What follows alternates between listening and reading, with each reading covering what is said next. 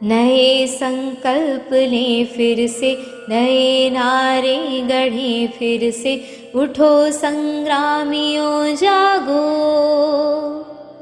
उठो संग्रामियों जागो। नई शुरुआत करने का समय फिर आ रहा है, कि जीवन को चटक गुलजार करने का समय फिर आ रहा है।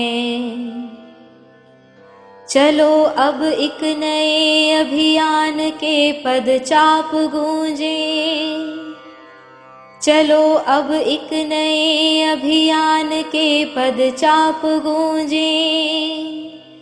मौत की सुनसान सूनी वादियों में फिर कि नूतन सर्जना के राग भर दें। शोक गीतों भरी इन घाटियों में फिर दरकती हिमशिलाएं, दरकती हिमशिलाएं। सर्दियों के बाद हरदम ही वसंत आता रहा है, यह प्रकृति की गति रही है।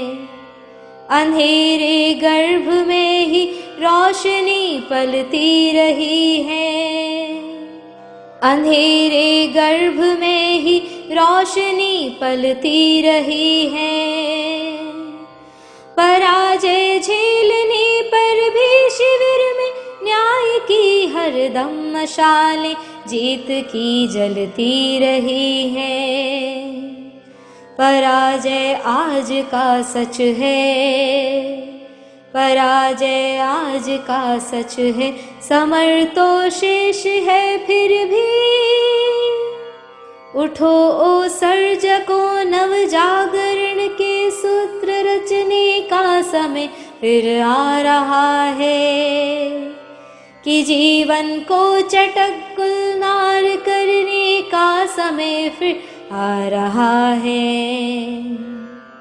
नए संकल्प लें फिर से, नए नारे गढ़ें फिर से।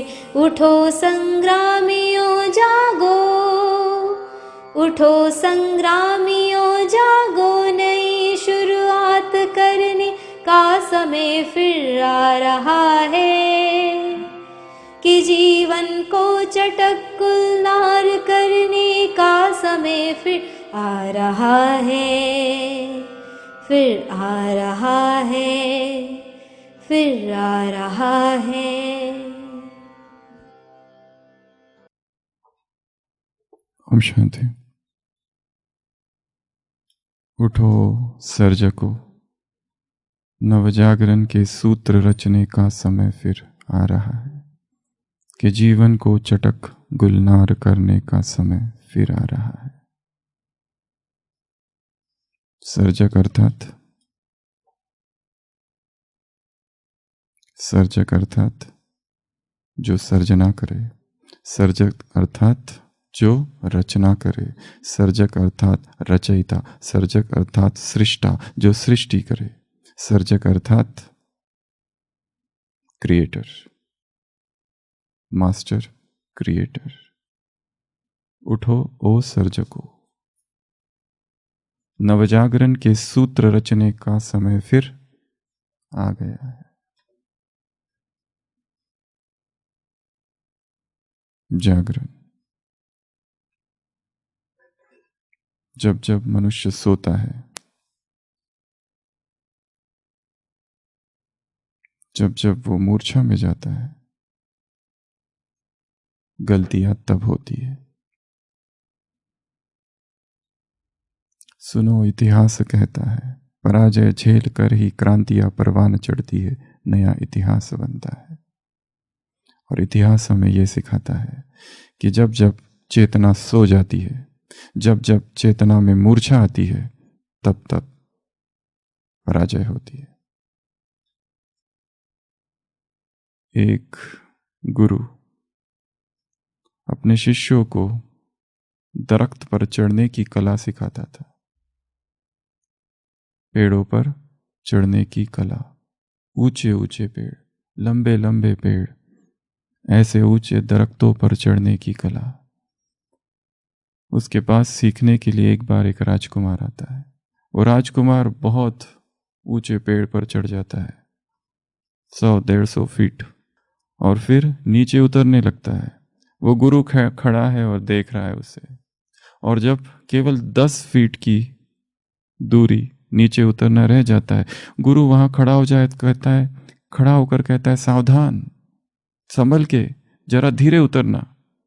उसे आश्चर्य होता है, जब मैं ऊंचाई पर था तब इसने कुछ भी नहीं कहा, तब उसने कोई भी निर्देश नहीं दिए, और जब अब मैं उतरने ही वाला हूं, अब कोई खतरा नहीं है, तब ये कहता है, सावधान, संभल कर। वो नीचे उतरता है, गुरु से पूछता है, मैं हैरान हूं, जब मैं ऊंचाई में था तब आपने कुछ भी नहीं कहा मुझसे, तब आपने नहीं कहा कि संभल के, ध्यान से, और जब मैं उतरने ही वाला हूं, बस 10 फीट दूरी बाकी है, तब आप कहते हो कि संभल कर, ध्यान से, अटेंशन। ऐसा क्यों? गुरु कहता है, मेरा ये अनुभव है, जब तुम ऊंचाई में हो, तुम हो ही खतरे में, अंदर चेतना जगी हुई है, अंदर जागरण है ही, इसलिए मुझे कुछ कहने की आवश्यकता नहीं। और दुर्घटनाएं कब घटती है? सावधानी हटी और दुर्घटना घटी, जब तुम बस अब उतरने ही वाले हो। अनुभव कहता है तभी लोग सो जाते हैं, तभी लोग सो जाते हैं कि हम तो पहुंच गए, बस तभी गलतियां होती है। अंग्रेजी में एक किताब है, द पिलग्रिम्स प्रोग्रेस, जॉन बनियन की लिखी हुई। उसमें जॉन बनियन लिखता है, जो स्वर्ग का द्वार है, स्वर्ग का जो द्वार है, बहुत लंबी यात्रा है इस स्वर्ग के द्वार तक पहुंचने की। कितने विकारों को जीतना पड़ता है, तब कहीं जाकर इस स्वर्ग के द्वार पर हम पहुंचते। सभी ने हमारा चित्र भी देखा होगा, काम, क्रोध, लोभ, मोह, और फिर अहंकार, और फिर स्वर्ग का द्वार।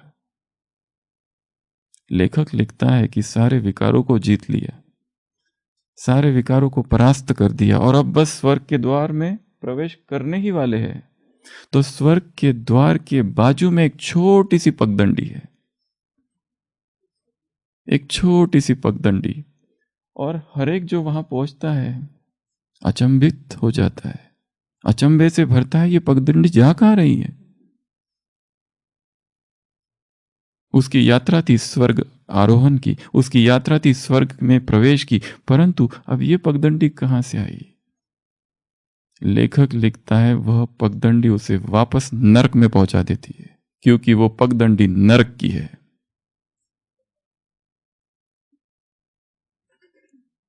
वो कहां पहुंचा देती है वापस?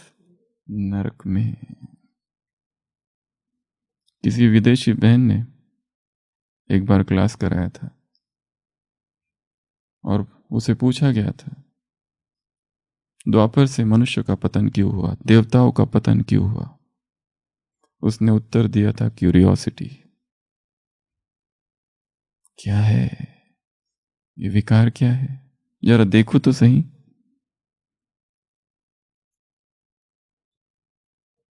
सतत जागरण, अध्यात्म अर्थात सतत सतर्कता, वॉचफुलनेस। परंतु जागरण लक्ष्य नहीं, जागरण साधन है, साध्य नहीं। अध्यात्म की यात्रा वॉचफुलनेस से चालू होती है, अध्यात्म की यात्रा साक्षी से चालू होती है, परंतु साक्षी हो जाना साध्य नहीं, साधन है। साधन केवल साधन, साक्षी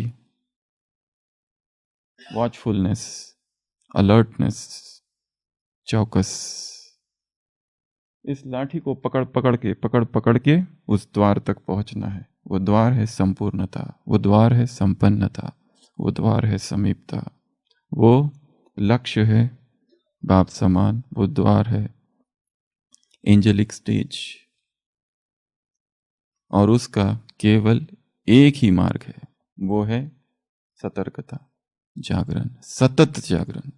सो रहे हैं तब भी जागे हुए ही है, चल रहे हैं तो जागे हैं, उठे हैं तो जागे हैं, खा रहे हैं तो जागे हैं, पी रहे हैं तो जागे हैं।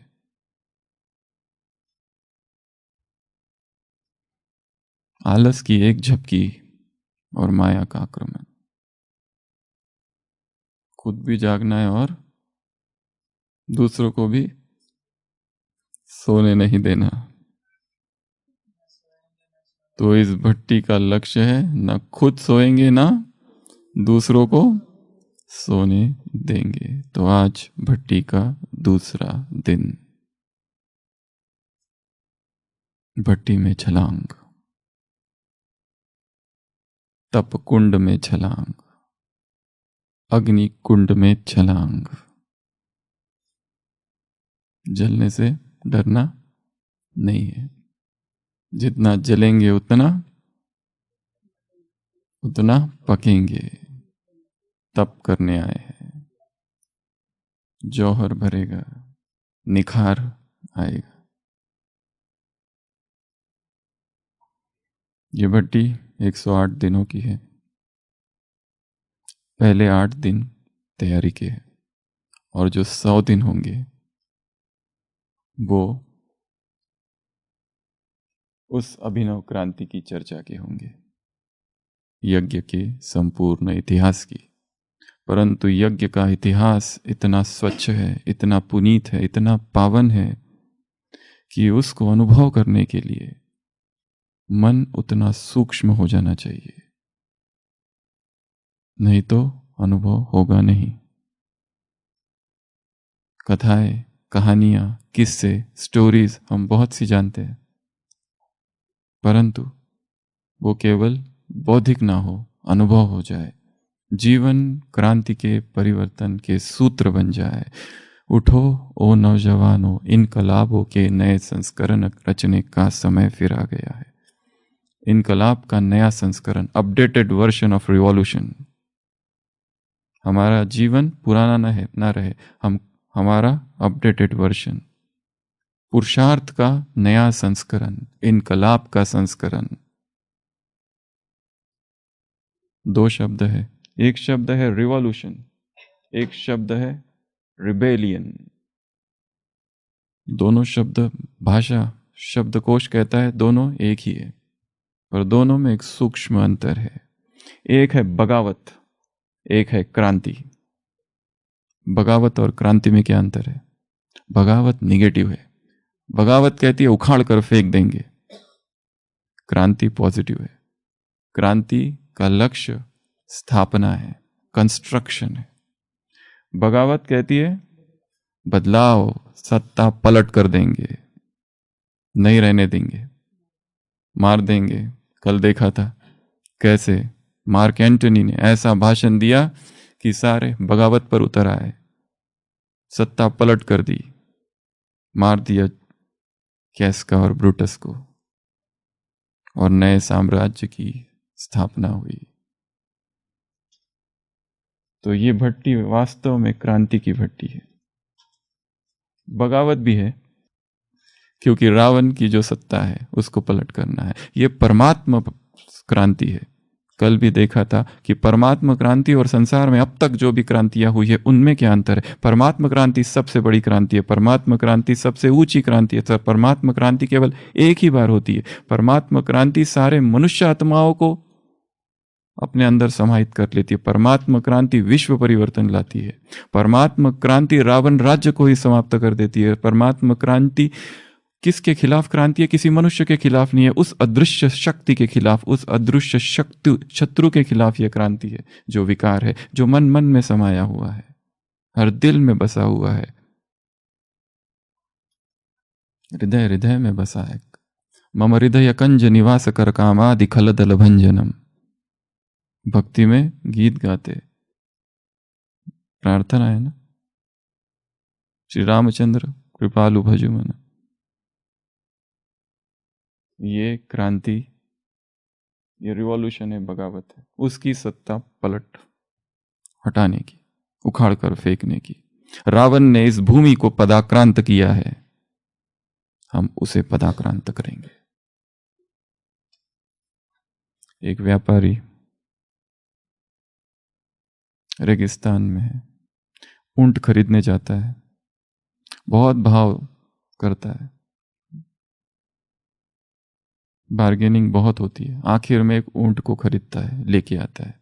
और जब ऊंट को लेके आता है, ऊंट को रख देता है, अंदर जाता है, उसका नौकर ऊंट को साफ सफाई करने जाता है, तो देखता है ऊंट का जो सैडल है, सैडल को क्या कहते हैं, जिन, जो ऊपर ऐसा रखता है ना, जिन, जिन कहते हैं।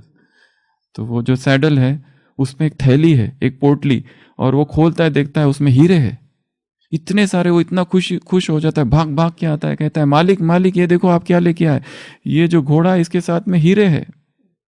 ऊंट, सॉरी ऊंट।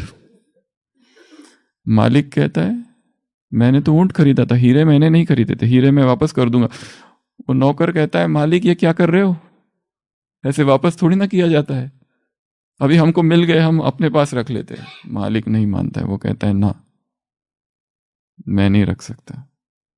वो वापस जाता है उसी दुकानदार के पास और कहता है मैंने आपसे ऊंट खरीदा था, पर इस ऊंट में मुझे ये हीरे मिले। वो दुकानदार इतना खुश हो जाता है, कहता है मुझे याद ही नहीं था, ये मेरे हीरे, मैंने ही छिपा के उस ऊंट के ऊपर रखे थे। वो इतना खुश हो जाता है, कहता है आपने ये बहुत अच्छा काम किया, मैं आपको कुछ देना चाहता हूं, आप इसमें से ये एक हीरा रख लो। वो कहता है मैं नहीं रख सकता हीरा। वो कहता है आप रख लो, ये मेरी तरफ से सौगात है आपको। वो कहता है मेरे तत्व, मेरे प्रिंसिपल में बैठता नहीं है। वो कहता है प्लीज रख लो। वो कहता है नहीं। वो कहता है रखो। वो कहता है नहीं। थोड़ी देर के बाद वो व्यापारी कहता है मैंने पहले ही 3 हीरे निकाल लिए। वो कहता है क्या? अब गुस्सा हो जाता है, पर फटाफट हीरे लेता है और हीरे गिनता है। हीरे तो उतने ही है। वो कहते हीरे तो उतने हैं, फिर आपने 3 हीरे कौन से निकाले? वो कहते हैं मैंने 3 हीरे निकाले। पहला ईमानदारी, दूसरा सच्चाई, तीसरा आत्मसम्मान, सेल्फ रिस्पेक्ट। ये 3 हीरे मैंने निकाले। ट्रुथ, ऑनेस्टी, सेल्फ रिस्पेक्ट, ये 3 हीरे हैं। उसी तरह हमारी ये जो भट्टी है, इसमें भी 3 हीरे हैं, 3 नियम हैं। इस साधना के केवल और केवल 3 नियम। केवल पिछली जो भट्टी थी उसके 10 नियम थे, इसके थोड़े कम कर दिए। नहीं, इसकी ब्रांचेस भी नहीं है, 3 ही है, परंतु ये तीनों खतरनाक भी नहीं है, बहुत आसान है। तीनों 3S है। पहला SFV, दूसरा S, तीसरा S। तो ये 3S है, 3 हीरे हैं इस भट्टी के सिद्धांत। पहला कहाँ से चालू करें? पहला नहीं, फर्स्ट तो छोड़ देते पहला बीच से चालू करते हैं। नहीं, बीच नहीं, लास्ट से करते हैं। S अर्थात स्वाध्याय। 108 दिन क्या करना है? ब्राह्मणों को तपस्या बहुत अच्छी लगती है, योग बहुत अच्छा लगता है, सेवा बहुत अच्छी लगती है। उनकी पढ़ाई अर्थात मुरली लिखना, मुरली सुनना, पॉइंट्स नोट करना, या तो डिस्कशन करना, चर्चा करना। पर एक चीज जो मिसिंग लिंक है वो है स्वाध्याय। स्वाध्याय अर्थात सेल्फ स्टडी, स्वाध्याय अर्थात पढ़ना, रीड करना, स्वाध्याय अर्थात अब तक की जो जितनी परिभाषाएं थी स्वाध्याय की, पढ़ना, लिखना, ये प्रिलिमिनरी, छोटी परिभाषा है। रियल स्वाध्याय अर्थात देखना। क्या करना है इस भट्टी में? स्वाध्याय अर्थात देखना। जो पढ़ रहे हैं उसको विजुअलाइज करना। जो पढ़ रहे हैं उसको विजुअलाइज करना। पढ़ते पढ़ते और पढ़ने की आदत डालनी है। हमने पढ़ना छोड़ दिया है। हमारा पढ़ना कहाँ तक सीमित है? मुरली। बस मुरली पढ़ लिया, काम पूरा हुआ आज का। क्योंकि सेवा इतनी ज़्यादा है, सारे दिन भर सेवा ही सेवा है। पढ़ना केवल मुरली और छोड़ दिया। यज्ञ इतिहास को फिर से पढ़ना है। एक ब्राह्मण आत्माओं के अनुभवों को फिर से पढ़ना है। 2 ज्ञानामृत प्यूरिटी तो अभी बंद है। वर्ल्ड रिन्यूअल जितनी मैगजीन्स है उन मैगजीन्स को फिर पढ़ना है। यज्ञ की किताबें उन्हें पढ़ना चालू करना है। किस लिए पढ़ना है? इसलिए नहीं कि हम कुछ जाने, देखना है उन्हें। कल बाबा ने कल किसका भोग था? सुबह भोली दादी, 3 लोगों का था। देखना, पढ़ते हुए उनके जीवन को पढ़ना नहीं खाली, ना ही केवल याद रखना, ना ही दूसरों को सुनाना। ये एक एस्पेक्ट है, एक छोटा सा। क्या करना है? पढ़ते पढ़ते उनके जीवन चरित्र को देखना और मन में देखना और उसको समा लेना अंदर ही अंदर, अंदर ही अंदर, अंदर ही अंदर। भोली दादी का हम पढ़ रहे थे कल। भोग लगा बाबा को, वो किचन में थे। बाबा ने संदेश भेजा, भोली दादी से कहो जो भोजन बना है वो टेस्ट किया है क्या?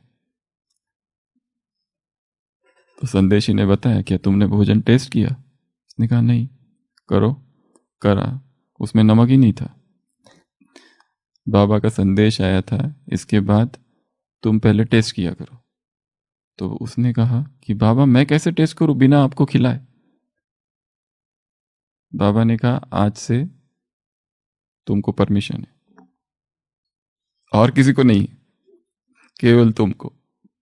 अब ये तो था एक स्टोरी, ये तो थी एक स्टोरी, एक दृश्य, ठीक है।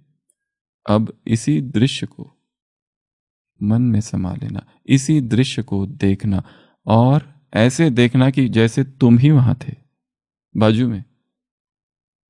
जब बाबा ने शरीर छोड़ा, ब्रह्मा बाबा अव्यक्त हुए, तब भोली दादी की कंडीशन बड़ी ठीक नहीं थी, मानसिक। सोच रहे थे उन्हें अहमदाबाद ले जाए। दादी ने कहा मैं नहीं जाऊंगी। बाबा के सामने लाए गए अव्यक्त बाबा। बाबा ने पूरे शरीर में हाथ घुमाया, वो ठीक हो गई। यज्ञ की अनटोल्ड, अनसुनी, सूक्ष्म, गहरी कहानियां हैं। उनको केवल पढ़ना नहीं है, क्या करना है? महसूस करना है, अनुभव करना है, देखना है। तो इस भट्टी का एक लक्ष्य होगा स्वाध्याय, और अपने रीडिंग को बढ़ाना है। हर दिन कितना पढ़ेंगे? कितना पेजेस मिनिमम? आप बताओ। अच्छा, स्वाध्याय दोनों को बढ़ाना है, पढ़ना भी है और फिर बैठ जाओ, किसी पहाड़ पर चले जाओ, किसी एकांत में, किसी बगीचे में, छत पर चले जाओ, बैठ जाओ अधिष्ठान में, बिना हिले डुले, आंखें बंद कर लो और फिर याद करो क्या क्या सुना। जैसे एक छोटा बच्चा होता है, टीचर बहुत बन लिया, वापस स्टूडेंट बन जाओ। जो टीचर से वो वापस स्टूडेंट बन जाए। स्टूडेंट अर्थात जो सीखे, हर एक से सीखे। उस दिन जगन्नाथ भाई जी ने बहुत अच्छी बात बताई थी। उन्होंने कहा था किसी का भी क्लास हो मैं सुनता हूं। क्यों सुनता हूं? क्योंकि बाबा ने उस आत्मा को कोई ना कोई टचिंग तो कराई होगी ना। और ये बात खुद अव्यक्त बाप दादा ने कही है। कब? बहुत पहले जब क्लासेस चालू हुई यज्ञ में, सूरज भाई जी कराते थे, आत्म प्रकाश भाई जी कराते थे, बाकी लोग जब कराते थे कोई नहीं आते थे क्लास में। तो बाबा ने उस समय रात्रि क्लास कहा जाता था, बाबा ने अव्यक्त मुरली में ये कहा था उस समय, बाबा ने मुरली में कहा था, हर एक को, चाहे कल ही कोई ज्ञान में आया हो और वो क्लास करा रहा हो, उसके पास भी कुछ तो नया होगा ना। एक कन्या है, अभी अभी आई सेवा केंद्र पर, एकदम छोटी कन्या है, हम सोचते हैं इसका क्या सुनेंगे, ये हमको क्या सुनाएगी। अरे हो सकता है वो जन्म जन्म की तपस्वी आत्मा हो सकता है पता नहीं कितने जन्म पवित्र रही है और अब आ गई ज्ञान में, हो सकता है यहाँ की ही गई हुई कोई दादी हो फिर आ गई। और हम में से तो कितने होंगे जो सेकंड बर्थ भी किए, हम में से तो कितने हैं जिन्होंने मधुबन यहाँ आने से पहले ही देख लिया था, मधुबन उनको पहले ही दिख गया था मधुबन। कितने भाइयों ने ऐसे अनुभव सुना है कि मधुबन तो बाद में आए, परंतु मधुबन का सारा दृश्य हमने उधर ही गांव में बैठकर ही देख लिया था। या फिर ऐसी कितनी भी आत्माएं हम खुद कि हम मधुबन शांतिवन पहुंचे और लगा ये स्थान मुझे पता है, ये मुझे पता है, और दृढ़ संकल्पता यहाँ रुकना नहीं है, बिल्कुल नहीं रुकेंगे। यहाँ ये लोग जो है ना हिप्नोसिस कर देंगे, मेस्मरिज्म, चाहे कोई कुछ भी करे, मैं किसी के बहकावे में आने वाला नहीं हूं। एकदम दृढ़ निश्चय था, पक्का निश्चय था, चाहे कोई कुछ भी करे, इस संस्था की कोई दादी कोई हेड भी आ जाए और मुझे समझाए तो भी मैं रुकूंगा नहीं। परंतु वहां एंट्री की 2 नंबर गेट, हमको लगा ये स्थान हमको पता है। क्या पता है? पता नहीं, पर पता है। क्या पता है वो नहीं पता, पर पता है। पता है यहाँ कुछ है, पता है ये रास्ता इधर जाएगा, कहाँ जाएगा वो पता नहीं, पर पता है। पता नहीं पर पता है, पता नहीं, पता नहीं वहां क्या है, पर पता है कि वहां कुछ है ऐसा, तपस्या धाम जैसा कोई डोम जहां बैठ के तपस्या होती है। वो देखा नहीं पर देखा है, वो अनदेखा है पर देखा है, वो अनसुना पर सुना है। कहाँ? वो धुंधला है, वो धुंधला है या धुंधला है नहीं वो भी नहीं पता, पता नहीं पर पता था, पर पता है। तो देखना, मुरली को क्या करना है? पढ़ना बंद। क्या करेंगे? मुरली को देखेंगे। कहाँ देखेंगे? मन की आंखों में देखेंगे। कहाँ देखेंगे? माइंड्स आए। एक है शांति स्तंभ पर जाना और अनुभव करना बाबा का, एक है वहां जाना ही नहीं और बस यहीं पर अनुभव करना। यहां सब कुछ समाया हुआ है। एक है प्रकृति में जाना, प्रकृति का अनुभव करना, एक है प्रकृति में जाना ही नहीं। एक ऐसी साधना करते हैं कुछ लोग, बिल बंद कमरे में रहते हैं, डार्क रूम रिट्रीट, कहीं नहीं जाते, प्रकृति में भी नहीं जाते, बस यहीं पर बैठ के साधना करते। तिब्बत में ऐसी साधना करते, दीवार के सामने बैठ के साधना करो 10-10 घंटे, बस दीवार है सामने और कुछ नहीं, साधना करते रहो।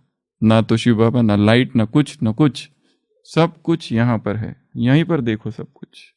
एक है प्रकृति में जाना, बहुत ठंड लगती है तो क्या करते? धूप में जाके बैठते, और जब धूप में बैठते तो क्या लगता है? धूप में ही बैठे रहो, एडिक्शन है वो भी, बिल्कुल इच्छा नहीं होती है जाने की अंदर, ठंड लगती है कमरे में जाओ तो ऐसा लगता है यहीं हो जाए सब कुछ। ये भी एक व्यसन ही है। प्रकृति बहुत अच्छी चीज है, प्रकृति का आस्वादन लेना चाहिए, परंतु प्रकृति में ही रह जाना, क्योंकि रियल प्रकृति तो भीतर है। सारे पक्षियों की आवाज यहाँ है, सारे झरने यहाँ है, सारी हरियाली यहीं पर है। यहीं पर देख लेना उस सौंदर्य को, उस प्रकृति के अप्रतिम सौंदर्य को। तो सबसे पहली साधना का पहला सूत्र है स्वाध्याय। जो मुरली सुनोगे आज, सुनना काफी नहीं है, पढ़ना है। और पढ़ते हुए कैसे पढ़ोगे? जैसे ये मेरे लिए है, जैसे एक एक शब्द लाइव है, एक एक शब्द आग है, आग, आकाश में आग से लिखे हुए अक्षर है, आकाश में आग से लिखे हुए अक्षर, ऐसे पढ़ना है उसको। इब्राहिम लिंकन ने कहा है कहीं पर, my mind is like a steel, मेरा मन जो है ना ब्रेन स्टील की तरह, उसमें लिखना बहुत मुश्किल है, पर एक बार अगर कुछ लिख दिया फिर वो मिट नहीं सकता। तो ऐसे लिख दो उस पर। तो सबसे पहली साधना का सूत्र स्वाध्याय। दूसरा सूत्र है सुबह, सुबह का तप, सुबह की साधना। इस पूरी भट्टी में 108 दिन लक्ष्य रखना है 2 से 5 योग का। योग का टाइमिंग क्या है? सुबह 2 से 5। तो उसके लिए उठने का समय प्रारंभ होता है 1 बजे के बाद, कभी भी 1 और 2 के बीच। अगर ये साधना करनी है, अगर ये तपस्या करनी है, तो पूरा उथल पुथल करना पड़ेगा दिनचर्या में। अब तक जो दिनचर्या है सब चेंज करनी पड़ेगी। इतना आसान नहीं है, मासी का घर नहीं है। हर दिन की साधना, हर दिन, एक दिन भी मिस ना हो, कोई अलार्म भी ना लगे, अपने आप आंख खुले। नहीं तो जब तक ये साधना, सुबह की साधना जब तक पक्की नहीं हो जाती, सुबह का तप जब तक पक्का नहीं हो जाता, क्योंकि तपस्या केवल सुबह ही की जाती है, दिन भर नहीं हो सकती। दिन भर सेवाएं है, दिन भर वाचा है, वाणी है, वायुमंडल है, संसार के लोग है, कारोबार है, धंधादोरी है, सब कुछ है। जो कुछ करना है वो करने का समय केवल और केवल सुबह का है। कोई कहते हैं हम बहुत बिजी रहते हैं, हमारे दिन भर हमको सोने के लिए टाइम नहीं है, हमको ये, हमको वो, हमको ऐसा, हमको वैसा, हम जॉब करते, हम ड्यूटी करते, जो करते करो। अमृत वेले का टाइम यही रहेगा, नो कॉम्प्रोमाइज, कोई ऑप्शन नहीं, कोई और ऑप्शन बी नहीं। ये option A is the option, my option your option नहीं, माय वे योर वे नहीं, द वे। क्योंकि अशरीरीपन केवल इसी समय बना जाता हो सकता है, शरीर से डिटैच हो जाना, पूरा डिटैच और पिन ड्रॉप साइलेंस। जीवन एक लेबोरेटरी बन जाए अंतर्मुक्ता की, और अंतर्मुक्ता की लेबोरेटरी के लिए एकांत और मौन चाहिए। वो एकांत और मौन दिन में कहां से आएगा? मौन दिन में धारण करोगे, सेवा कब करोगे? हमारे यहाँ एक डॉक्टर आई थी बहुत पहले, वो ड्यूटी के समय मौन रखती थी। पेशेंट आ गया, सिस्टर कहती थी डॉक्टर डॉक्टर, पेशेंट, वो कहती थी पेशेंट मर रहा है उधर, वो कहती थी जो करना है सुबह करना होता है। चाहे नाइट ड्यूटी हो, चाहे मॉर्निंग ड्यूटी हो, चाहे इवनिंग ड्यूटी हो, चाहे 24 घंटे ड्यूटी हो, समय यही रखना है। अपनी दिनचर्या को चेंज करो। सोने का समय जल्दी कर दो, नहीं हो सकता 8 बजे सो जाओ, 8:30 बजे सो जाओ, 9 बजे सो जाओ, 7 बजे सो जाओ, 1 बजे उठो। पर हमने तो अपना नियम ही बना रखा, रात्रि का ग्रैंड डिनर होता है हमारा, एकदम आकंठ यहां तक भर कर, और नींद भी अच्छी आती है फिर अमृत वेला, ऐसी भयंकर नींद। उधर सेवा केंद्र में एक भाई था, संतली पर इतनी भयंकर नींद कि वहीं गिर गया, हेड इंजरी हो गई थी, तुरंत हॉस्पिटल पहुंचाना पड़ा था एक बार। तो इस भट्टी का एक नियम, ये भट्टी चालू होगी 8 दिन के बाद, वो वास्तव में ये धारणा। अब इस 8 दिन, आज का दूसरा दिन है, ये तैयारी है, प्लानिंग करनी पड़ेगी, एक प्लेटफॉर्म क्रिएट करना पड़ेगा। ये कैसे करूं मैं? मेरी तो इतनी सेवा रहती है, सुबह से चालू होती है, 5 बजे से सेवा चालू होती है सीधा 11 बजे तक। कोई ये भी नहीं कहता है कि सोए क्या, कोई पूछता ही नहीं, बस काम करते रहो, काम करते रहो, काम करते रहो। और जैसे सोते एकदम से नींद आ जाती है और सीधा आँख खुलती है 4 बजे। अब ये कहाँ से लाया? अब क्या किए करें इस नियम का? परंतु हमको प्रायोरिटी किसको देनी है वो डिसाइड करना है। सेवा को प्रायोरिटी देनी है या तपस्या को प्रायोरिटी देनी है? सेवा होती रहेगी, तुम हो तो भी सेवा होगी, तुम नहीं हो तो भी सेवा होती रहेगी। तुम्हारे वजह से कोई भी सेवा रुकी हुई नहीं है। ये तुम्हारा भ्रम है कि मैं, ये मेरी वजह से ये सेवाएं हो रही है। हट जाओ वहां से, सेवा बढ़ जाएगी, शायद तुम ही बाधा हो। हटो वहां से। सोचते हैं मैं इस सेवा केंद्र को संभालता हूँ, संभालती हूँ, मैं अगर चला जाऊं मेरे डिपार्टमेंट का क्या होगा? कौन देखेगा मेरा डिपार्टमेंट? कितना मेरे पास 30 साल का एक्सपीरियंस है, इतना कौन किसके पास एक्सपीरियंस है? पर तुम्हारी वजह से बाकी लोग दहशत में, हटो वहां से। तुम बाधा हो। पति सोचता होगा कि मेरे बच्चों का क्या होगा, पत्नी का क्या होगा मेरे मरने के बाद, वो तो इंतजार में ही है। पत्नी सोचती है मैं चली जाऊंगी तो इनको कौन सब करेगा, वो तो सोच ही रहा है कब ये जाए। इंचार्ज सोचता है मैं चला जाऊंगा तो क्या, अरे असिस्टेंट तो सोच रहा है ये कब हटे और मुझे कुर्सी मिले। जूनियर्स तंग है पर बोल नहीं सकते, बस ऊपर से सम्मान देना पड़ता है। मगरमच्छ से कौन बैर लेगा। ये दूसरा नियम, सुबह का समय। ये कैसे, इसकी चर्चा बीच बीच में होती रहेगी। ये तो केवल सिद्धांत बता रहे, पर इतना आसान नहीं है कि बुद्धि ने तो समझ लिया पर तुरंत हो जाएगा, ऐसा बिल्कुल भी नहीं है। तीसरा नियम है SFV, ये है भोजन का नियम।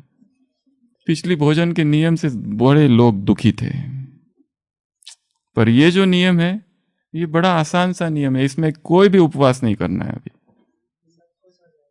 ठीक है। एक दूसरा, इसमें जो चाहिए जितना चाहिए ले सकते हैं, इसमें कोई नियम नहीं है। सूर्यास्त होने के बाद में नहीं खाओ, इसमें कोई फास्टिंग नहीं, इसमें कोई 16 घंटे का फास्ट, 12 घंटे का फास्ट, 10 घंटे का फास्ट, ये कुछ भी नहीं। इसमें ऐसा भी नहीं है कि ये अनाज नहीं खाओ, जितना खाना है खाओ। इसमें यह भी नहीं है कि कुक्ड नहीं खाओ और रॉ खाओ, ये सब नहीं है इसमें। जो पिछले भट्टी में नियम थे वो कोई भी नियम इस भट्टी में नहीं है, ऐसा कुछ भी नहीं है इस भट्टी में, नहीं। अब इतना बोलने के बाद क्या रह गया। हमने कहा कुक्ड भी ले सकते हैं, इसमें फल खाना है तो फल खा सकते हैं, अनाज खाना है तो अनाज ले सकते हैं, सब कुछ ले सकते हैं। क्वांटिटी अनलिमिटेड, क्वांटिटी अनलिमिटेड, जितना लेना चाहो लो। हाँ, किसी का नहीं, वो नहीं है ये। ये तो खास खाने का ही है, सर की बात नहीं है, ये साइकोलॉजिकल नहीं है, ये प्रॉपर फूड का है। इस पूरी भट्टी का ये नियम होगा SFV। नमक का कोई परहेज नहीं है, तेल का कोई परहेज नहीं है, मसालों का कोई परहेज नहीं है, कुक्ड का कोई परहेज नहीं है, चीनी का कोई परहेज नहीं है, मसालों का कोई परहेज नहीं है, मिल्क का भी कोई परहेज नहीं है, अगर लेना चाहे तो वो भी। तो ये सब कर लिया है पिछली भट्टी में, और बहुत कर लिया, और बहुत को अच्छे अच्छे रिजल्ट भी मिले, पर कई लोग दुखी भी हुए, कईयों ने विरोध भी किया, कईयों के यहाँ पर आघात हो गया, क्योंकि उनकी जो सबसे, जिसके लिए इस यज्ञ में रुके हैं वो भोजन वो छीन लिया, उस पर आघात किया, उस पर आक्रमण किया। बाबा जिसकी इतनी महिमा करता है उसके बारे में ऐसा कहा कि ये मतलब वो मतलब, बड़े दुखी हुए। यही तो प्रभु पालना, इसलिए तो यहाँ रुके हैं। इतनी सेवा करो, इतनी सेवा करो, उसके बाद डाइनिंग में जाओ और देखो अरे घास फूस, क्या इसलिए आए थे, आंखों से आंसू आ जाते। तो इस पूरी भट्टी में एक ही नियम है, पर ये नियम 100 दिन चलाएंगे और सबको चलाना है, और 8 दिन उसकी तैयारी। 8 दिन का आज का दूसरा दिन, सॉलिड फूड वैकेशन। ये नियम क्या है? Solid food vacation.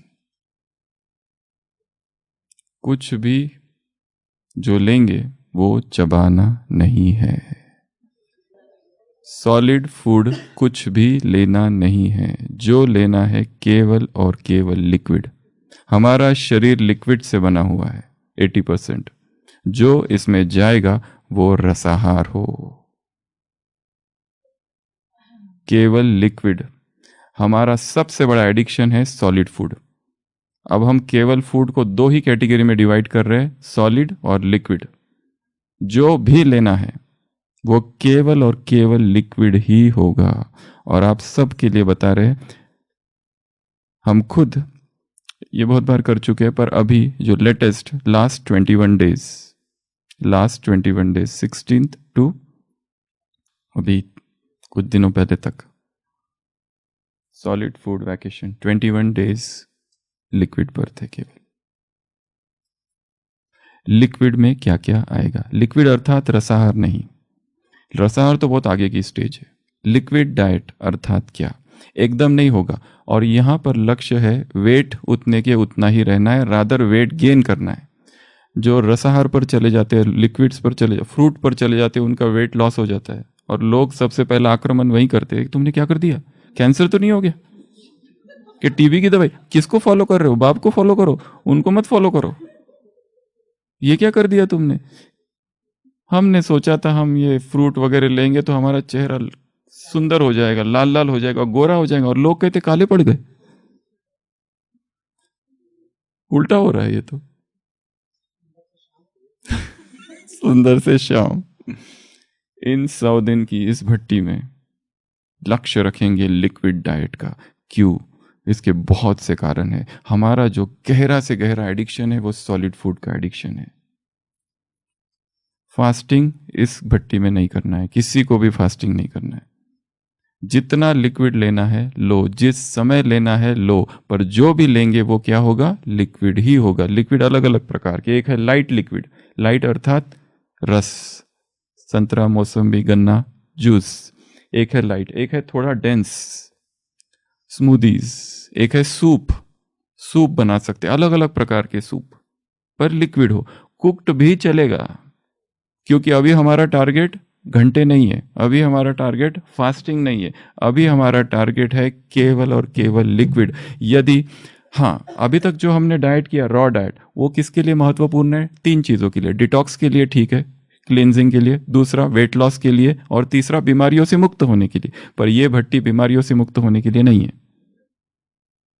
यह भट्टी है ब्रेदारियन भट्टी, ब्रेदारियन अर्थात फूड फ्रीडम, और कभी भी रॉ डाइट से फ्रूट फ्रीडम की तरफ नहीं जाया जा सकता है। वो बीमारियों से मुक्त हो सकते हैं आप उससे। जो कोई बीमारी है, उपवास कर लो, फ्री हो जाओगे। और लंघनम परम औषधम, लंघनम से ऊपर कोई औषधि नहीं है संसार में। कुछ भी हो जाए, 3 दिन का उपवास कर लो, निर्जला, अपने आप सारे टॉक्सिन शरीर से बाहर निकल जाते। दूसरा है वजन, 10-10 राउंड लगाते नक्की के, फिर भी वजन कम नहीं होता। अरे डाइट जब तक कंट्रोल में नहीं आता है तब तक कहाँ से वजन कंट्रोल में होगा। लोग ओपीडी में आते हैं, डॉक्टर साहब कोई ऐसी दवा दे दो, बस एक वजन कम करना है, बस कोई तगड़ी सी दवा दो, एक वजन जिससे कम हो जाए। सब कर लिया, जिम ज्वाइन कर लिया, वजन ही कम नहीं होता है, क्या करें। घी वगैरह तो नहीं खाते हो ना? ना, घी वगैरह तो बिल्कुल नहीं खाते। अच्छा, रोटी को हाँ वो तो लगाते हैं, वो तो नेचुरल है, वो तो नॉर्मल है। सब्जी में तो वो तो पड़ता ही है। हाँ, घी के लड्डू वो तो कभी कभी खाते ही है। उसके लिए रॉ ठीक है, उसके लिए फास्टिंग ठीक है, उसके लिए एनीमा वगैरह ठीक है। अभी इस भट्टी में हम एक ऐसी जीवनचर्या की ओर जाने वाले हैं जो नेचुरल है, absolute natural, no enema, nothing. वो पहले बहुत कर लिया, सब कुछ कर लिया। अभी वेट गेन करना है, परंतु वेट गेन या वेट लॉस ये हमारा लक्ष्य भी नहीं है। हमारा लक्ष्य है एक ऐसा शरीर जिसमें एकदम हल्कापन हो, और जितना लिक्विड जाता है शरीर में, डाइजेशन का जो श्रम है जो शरीर को करना पड़ता है, करना ही नहीं है उसको। इतना हल्का रहता है शरीर, आत्मा उड़ने लगती है ऊपर ही ऊपर। बैठो और अशरीरी, और सॉलिड डालते ही उसको काम करना चालू कर देता है। यहां से ऊपर से, यहां से डालने के बाद काम खत्म नहीं होता है, काम तो चालू हो जाता है अंदर, पूरा सिस्टम एक्टिवेट हो जाता है। रात में पी लो कुछ और खा लो कुछ और हम सो गए, कितना आसान। ऐसा नहीं है। डाइजेशन प्रोसेस सबसे हेवी प्रोसेस है शरीर की। इसके लिए जो कुछ खाएंगे क्या होगा, वो लिक्विड, उसको सिप सिप पीना है चम्मच से। कैसे पिएंगे? कटोरी में चम्मच लिया, पिया, चम्मच रख दो, हाथ छोड़ दो, वापस उठाओ, वापस पियो, फिर छोड़ दो। ऐसे नहीं पीना है मुंह लगा के। कैसे पिएंगे? चम्मच से, या तो स्ट्रॉ, पिया फिर छोड़ दो, चम्मच पकड़ा, चम्मच से लिया, छोड़ दो, फिर रुको, उसको देखो। फ्रूट गेजिंग, लिक्विड गेजिंग, उसको देखो, उसका कलर क्या है, उसका टेक्सचर क्या है, उसमें क्या क्या है, उसमें प्राण ऊर्जा कितनी है, उसमें पवित्रता की किरणें कितनी है। एक ग्लास जूस पीने के लिए कितना टाइम लगना चाहिए? आधा घंटा। इतना ग्लास, थोड़ा सा पिया, फिर रुका, फिर बाबा को याद करो, पियो। और कितनी बार पीना है इसका कोई लिमिट नहीं है। इनिशियल में जितना पीना है पियो। रागी, सत्तू जो भी बना रहे हो उसको लिक्विड कर दो, या स्मूदी बना दो, थोड़ा थिक। एकदम लिक्विड करना बहुत हार्ड है, और एकदम ही लिक्विड करना वो भी, क्योंकि जब तक हमारी आदत है, जब तक चबाते नहीं है तब तक संतुष्टता, तृप्ति नहीं होती है। इसके लिए अभी 1 हफ्ता तक एक बार सॉलिड फूड रखो, बाकी टाइम सारा लिक्विड कर दो। सुबह जूस ले लिया, फिर थोड़ी देर के बाद वापस जूस ले लिया, शाम को सूप बना लिया, कोई स्मूदी बना ली थिक हेवी, जिसमें एकदम तृप्ति हो, संतुष्टता हो, क्योंकि हमको क्या चाहिए? तृप्ति चाहिए, नहीं तो जीवन रूखा सूखा और दुखी हो जाएंगे। परंतु धीरे धीरे वो लिक्विड्स की डेंसिटी, लिक्विड ही रखना है, इसको कहते हैं, इस कॉन्सेप्ट को कहा जाता है solid food vacation. Solid food को छुट्टी, बाय, टाटा, सिंपल है ये, क्योंकि इसमें कुक्ड भी ले सकते हैं, हर कितने अलग अलग प्रकार के सूप बना सकते हैं, नींबू ले सकते हैं, शहद ले सकते हैं, पानी गरम, सब सब सब, hot liquids, cold liquids, anything. Limit, कोई लिमिट नहीं है, जितना लेना है कर, एक ही लक्ष्य रखना है। हाँ, इसमें 3 कैटेगरीज है। पहले वो लोग जो सीधा एसएफवी पे आज से ही आ जाएंगे, आज से ही, विदाउट एनी कॉम्प्रोमाइज, आज से चबाना ही नहीं है कुछ, क्योंकि चबाना अर्थात सॉलिड फूड का एडिक्शन है, और food is our greatest addiction. Food से ज्यादा हमारा इस संसार में कोई भी व्यसन नहीं है। काम विकार से भी गहरा है ये, काम तो द्वापर से आया, ये तो सतयुग की आदि से चालू है। और धीरे धीरे धीरे हमको पता चलेगा, शरीर हल्का हल्का होते जाएगा, धीरे धीरे धीरे जो विकारों की जो उत्तेजना है शरीर में, इंद्रियों में, वो कम कम होती जाएगी। शरीर में लिक्विड ही लिक्विड है केवल, और नींद धीरे धीरे धीरे धीरे धीरे अपने आप कम होती जाएगी। फिर अपने आप उठना भी हो जाएगा, अपने आप अशरीरीपन होगी, अपने आप वो यज्ञ के सारे सीन सिनसनरी सब कुछ दिखाई देने लगेगा। एक नई क्रांति होगी, एक परिवर्तन होगा। जो शरीर में बीमारी है वो बीमारी अभी हटती जाएगी। और जैसे कहा, कोई लिमिट नहीं है कितना लिक्विड पीना है, 1 litre, 2 litre, 3 litre, 4 litre, 5 litre, 6 litre, जितना पीना है पीते बैठो। चाय पीना है पियो, भले पियो, हम इसमें कोई भी रिस्ट्रिक्शन नहीं कर रहे, केवल वो पीना है पर बस। पर धीरे धीरे धीरे धीरे आप इसकी प्लानिंग कैसे करनी है? नो प्लानिंग, कोई भी नहीं बताएगा कैसे करना है। प्लानिंग हमारा शरीर ही, आज पूरा दिन लिक्विड लेने के बाद दूसरे दिन की कोई प्लानिंग नहीं करना, शरीर प्लान देगा तुमको। शरीर बताएगा कल ये किया तो कितना अच्छा, बिल्कुल नींद नहीं आई योग में, आज वैसा ही करता हूं। अगर हमने बता दिया आज करो तो नहीं होगा। No planning, the best planning is no planning, कोई प्लानिंग नहीं। न्यू ईयर का best resolution is make no resolution. Resolution करते ही टूटता है, और भोजन का तो एकदम टूटता है। बुद्धि ने समझ लिया, परंतु सामने ब्रह्मा भोजन सब कुछ आने के बाद तो ये बाजू में, अभी बाद में देखेंगे इसको, अभी देख लेते कल से, कल टुमारो वी विल स्टार्ट। तो एडिक्शन है सॉलिड का, शिफ्ट करना है लिक्विड्स पर, सेमी सॉलिड्स पर, डेंसर लिक्विड्स, लाइटर लिक्विड्स। कभी पानी लो, कभी जूस लो, कभी स्मूदी लो, कभी सूप लो।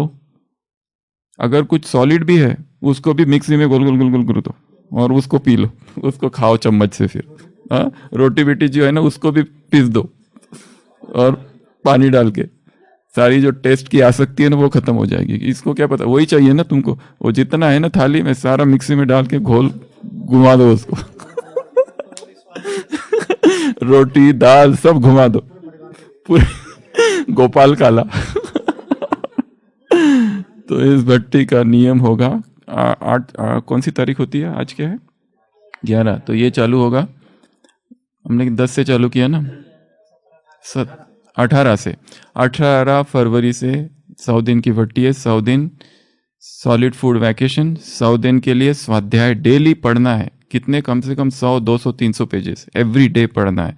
तीसरा, सुबह 2 से 5 अमृत वेला। और अभी जो 6 दिन 7 दिन बाकी है, मानसिक तैयारी करनी है कि मुझे अपना डाइट चेंज करना है, मुझे सॉलिड फूड नहीं लेना, ये जो चबाना है ना इसको बंद करना है। काजू रखे हुए, हाथ डाले और डाला अंदर, चबाते रहे। ये दिखा, हाथ पकड़ा डाला, टोशा दिखा डाला, चबाओ चबाओ। चबाना ही है ना, अब उस टोशे को घुमाओ मिक्सी में, उसको पानी डालो उसको, अब पियो। तुमको वही चाहिए ना, तुमको डर है ना कि मेरा वेट ना कम हो जाए। लोग दुश्मन बन जाते हैं, पागल कर देते हैं यहाँ पर, यहाँ नहीं सब जगह दुनिया में, अब से नहीं द्वापर से, हमेशा ही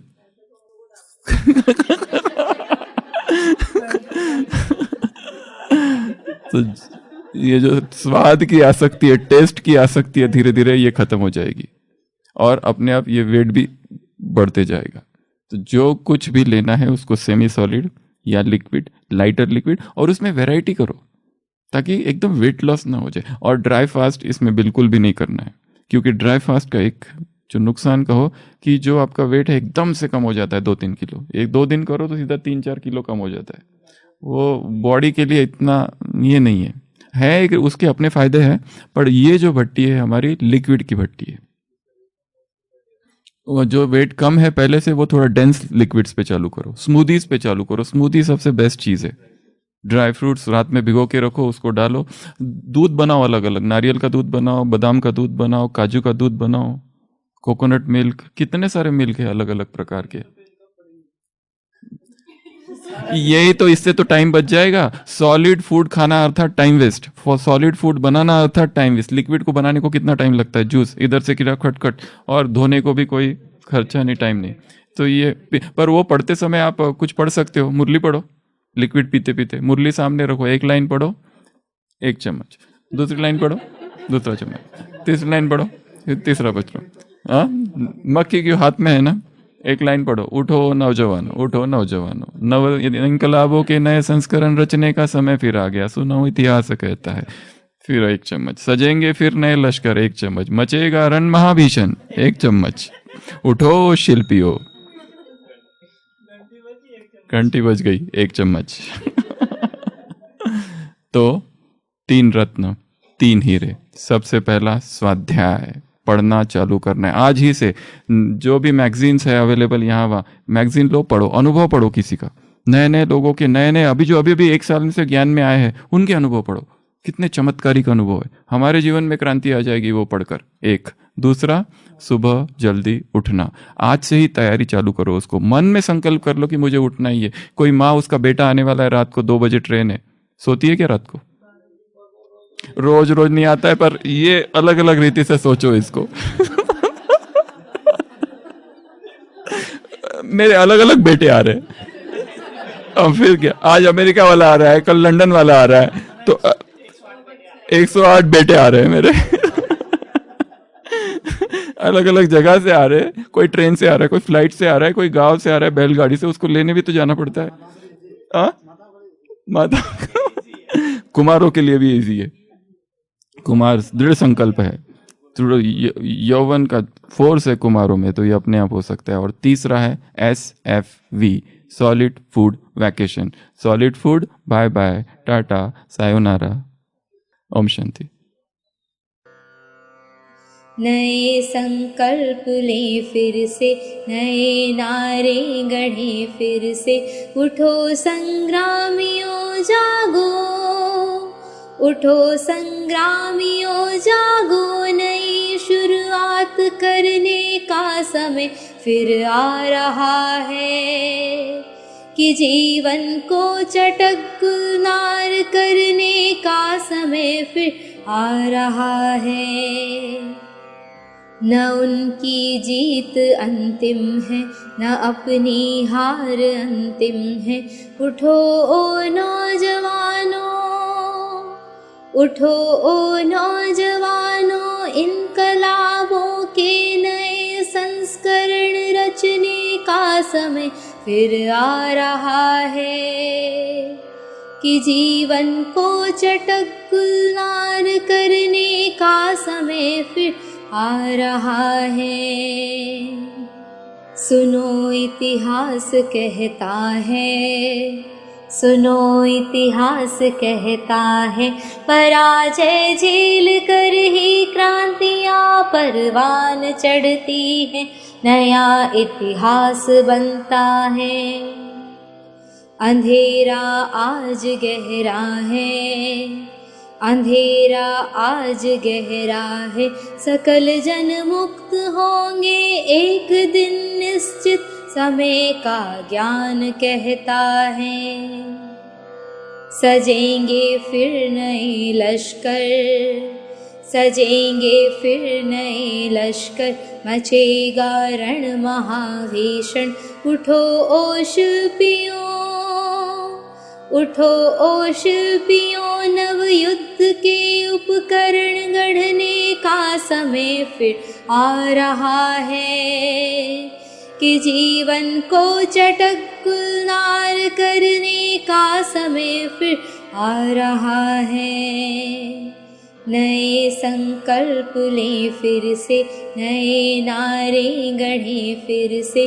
उठो संग्रामियों जागो, उठो संग्रामियों जागो। नई शुरुआत करने का समय फिर आ रहा है, कि जीवन को चटक गुलजार करने का समय फिर आ रहा है, फिर आ रहा है, फिर आ रहा है।